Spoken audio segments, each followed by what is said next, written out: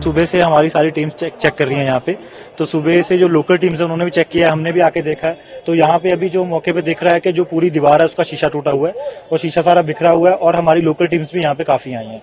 तो अभी हम वेट कर रहे हैं, जो मोहाली की FSL टीम है वो आएगी, वो यहाँ से पार्टिकल्स कलेक्ट करके तो जो भी उनकी रिपोर्ट होगी उसके हिसाब से हम आपको ब्रीफ कर देंगे। पंजाब के अमृतसर में गोल्डन टेम्पल के पास हुआ जबरदस्त धमाका।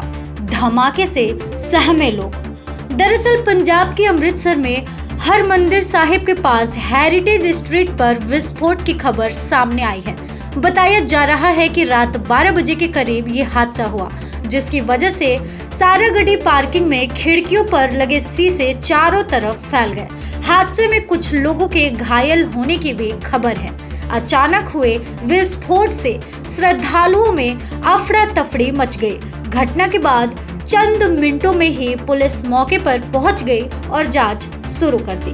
मीडिया रिपोर्ट्स के मुताबिक हेरिटेज स्ट्रीट के पास एक मिठाई की दुकान में चिमनी के फट जाने से धमाका हुआ, जिसकी वजह से कांच व अन्य कचरा श्रद्धालुओं पर गिर गया, जिसके वजह से कुछ श्रद्धालु घायल भी हो गए।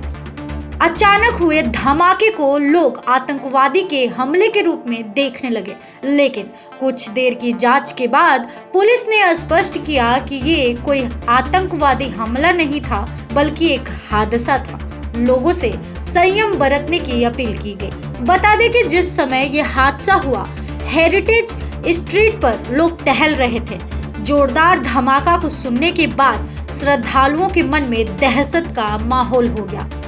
वहीं इस मामले को लेकर सेंट्रल एसपी सुरिंदर सिंह का कहना था कि घटना आतंकी नहीं है, ये तो साफ है, लेकिन अभी तक कारण का कुछ पता नहीं चल पाया है।